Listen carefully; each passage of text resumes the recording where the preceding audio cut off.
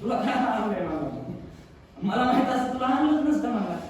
पण मी कुणालाही विचारायला लागलो त्याला मी म्हणलो का करावं का तू म्हणला असं वरून कशी खाली आल्यावर तुला सांगतो रे म्हणला तू खाली नाही म्हणला खाली आल्यावर तुला काय बोलून देतो म्हणला.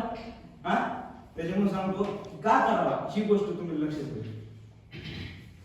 मी काय सर्वसामान्य म्हणतो तिथे मी काय बोलू शकत नाही.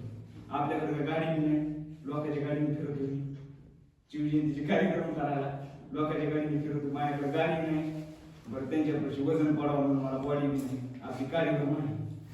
घरच्याला सांगायला जावं ते म्हणजे 2 वर्ष झालं काय करावं तू ते आता घरचे पैसे करतो ते करू तू आपलं आणि घरात काय ते करू म्हणजे काहीतरी झालं पाहिजे. बरं नाही ना गाडी तर मग काय म्हणते तर पोट काय बरोबर ना गाडी नाही ना मोटरसायकल जात काय म्हणून वागता काय बरोबर गाडी बघितली पोर आली गाडी कोणच्या गाडीत आता न्यायला येत नाही का कधी गाडी बघितली कोणच्या गाडीत आता मग मी बी त्यांच्या पुढचा आहे मग मी एसटी गेलो 15 लाखाला स्कॉर्पिओ येते 50 लाखाची एसटी क्वालिटी हो. त्याच्यामुळं आमच्या माणसाला काय झालंय फक्त बघायची सवय लागली नेमकं कसं ते वाक्याला येऊ नाही काय झेंडे नाही त्याच्यावर ते स्कॉर्पिओ आणते का फॉर्च्युनर गेला नाही म्हणतो ही आमच्या महाराष्ट्राची परिस्थिती. पण जिजामाताची जयंती आपण का करावी. त्या काळी दुसरे राजे नव्हते का त्या काळी दुसरे महाराज नव्हते का फक्त जिजामाताची जयंती का करावी. तर ऐका आदिलशाह उभारली आदिलशाही कुतुबशाह उभारली कुतुबशाही निजामशाह उभारली निजामशाही पण भोसल्यानं नाही उभारली हो भोसलेशाही. तर भोसल्यानं उभारलं ते सर्वसामान्य जनतेचं राज्य.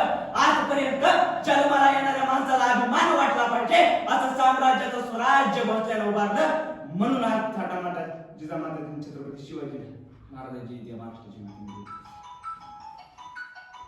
आता जिजामाता यांचा जन्म झाला जिजामाता यांचा जन्म झाला जिजामाता यांचा जन्म सिंदखेड राजा येथे लखुजीराव जाधव यांच्या घरी झाला. लखुजीराव जाधव यांची इथं कन्यारत्न जन्माला आलं एक मुलगी जन्माला आली. आता आमच्या महाराष्ट्राच्या मातीमध्ये सध्याच्या काळाला जर मुलगी जन्माला आली तर आम्ही काय करतो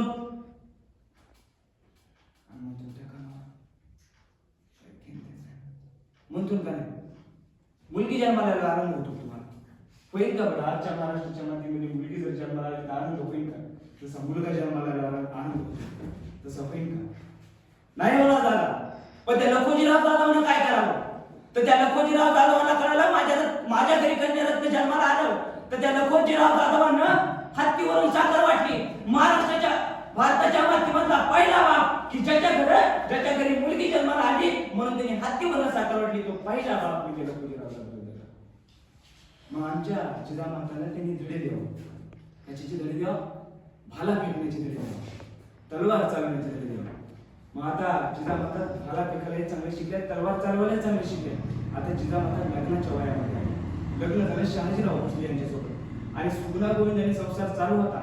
गुन्हा गोविंदांनी संसार चालू असताना आता जिजामाताला दिसत होतं की गुलामगिरीत खितपत पडलेले या महाराष्ट्राला वाली कुणीच नव्हता की गुलामगिरीत खितपत पडलेले या महाराष्ट्राला वाली कुणीच नव्हता. आमच्या देशामध्ये आमच्याच माणसाला गुलाम म्हणून वागण्यात येत होतं आणि स्वतःला कर्तृत्ववान म्हणून घेणारे मराठे वेगवेगळ्या भाषांना मुजरी घालण्यामध्ये व्यस्त होते.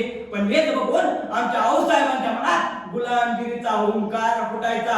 आता आऊसाहेबांनी काय केलं दादा आऊसाहेबांच्या पोटामध्ये आऊसाहेबांच्या गर्भामध्ये छत्रपती शिवाजी राजे नावाचा वाघ मिळाला. मग आऊसाहेबांनी काय केलं तर आऊसाहेबांच्या गर्भामध्ये छत्रपती शिवाजी महाराज नावाचा वाघ वाढत होता.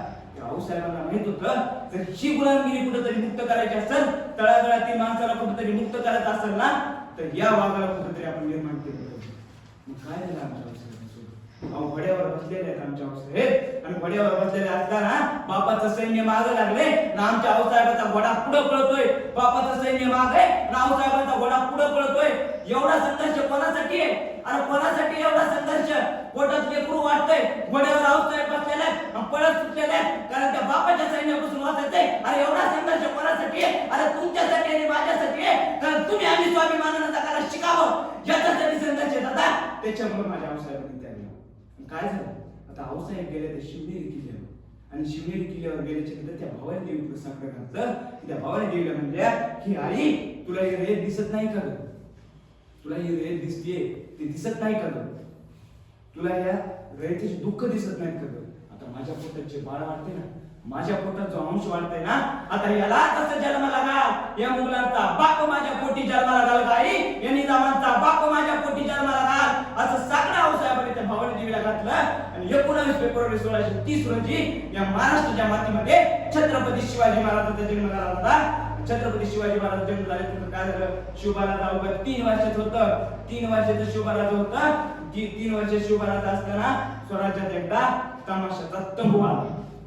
काय आला? तमाशाचा तंबू आला. आता तमाशाचा तंबू बघून लहान लहान लेकरं ते तमाशाच्या तंबू मागं पळायला लागले. काय करायला लागले? लहान लेकरं ते तमाशाचे तंबू मागं पळायला लागले. आता शिवबाराज लहान होतं. शिवबाराज जिजामाताकडे गेलं. जिजामाताला विचार झालं, आऊसाहेब आऊसाहेब आपल्या राज्यात काहीतरी आलंय, तमाशाचा तंबू आलाय म्हणतात. आऊसाहेबांनी डोकावून बघितलं, तमाशाचा तंबू होता. तेव्हा शिवबाराज विचारत झालं, आऊसाहेब मी पण जाऊ का तिकडं?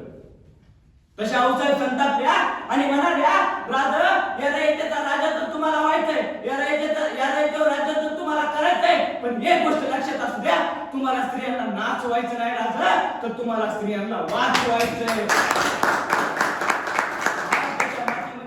या माय माऊलीने सगळ्यात आधी तुमच्या शिवबाराज